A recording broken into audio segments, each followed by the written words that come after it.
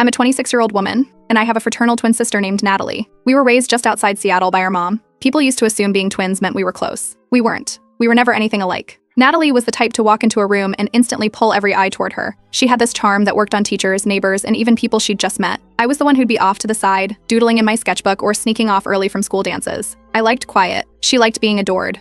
In high school, she was everywhere: cheer captain, student council, prom committee. I spent most of my time preparing for art competitions or figuring out how to get a full ride to college. Our mom worked 2 jobs, and if I wanted to make it out with a future, I had to build it myself. Natalie, on the other hand, floated through everything. Teachers cut her slack. Friends covered for her. She always had someone willing to clean up her mess. I got into a private design school with a partial scholarship, took the rest out in loans, and worked at a local print shop to cover my bills. Natalie followed me to the city a year later, enrolled in a nearby university, then dropped out halfway through sophomore year, said school wasn't for her. She bounced around after that, retail jobs, trying to be a lifestyle influencer, some random marketing internships she never finished. I didn't think too much about it. We were both adults. She could live however she wanted. Then, about 2 years ago, I started getting weird emails. One was a job offer for a design role I never applied for. Another was a credit alert about a new account being opened under my name. I figured it was identity theft and froze my credit.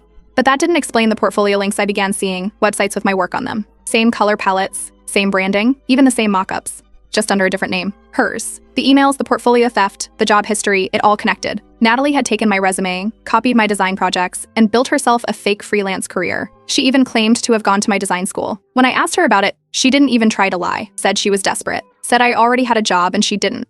She called it borrowing, said she'd stop when she was on her feet, swore no one got hurt. She begged me not to tell our mom. I told her I wouldn't. I also told her I forgave her. But I lied. I wasn't interested in revenge born out of anger. I wanted it to mean something. So I kept quiet, and I started collecting everything. Emails, screenshots, messages, posts. Every gig she claimed credit for that was actually mine. I saved the metadata files from my old work, tracked timestamps, even traced some IPs. I wasn't in a hurry. I just waited. We didn't talk much after that. When we did it, it was basic stuff. She thought I was over it. I let her think that. A year ago, she started dating a guy named Ethan.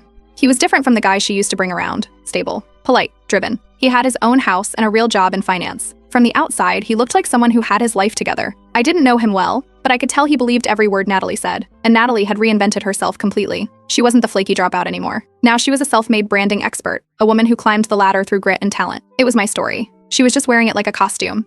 6 months ago, she posted a photo of Ethan down on one knee, a diamond ring on her finger. The caption was something like, "From struggling artist to fiancé, dreams do come true." Comments flooded in. Old classmates congratulated her. Friends from school called her an inspiration. I watched the whole thing unfold with this strange sense of distance. Like I was seeing someone live a version of my life I never gave them permission to take. 3 weeks ago, a formal invitation came in the mail. Green envelope, gold lettering, RSVP card tucked inside. She wanted me there as her maid of honor. The sister who forgave her. The one who would smile for the photos and clap at the right moment.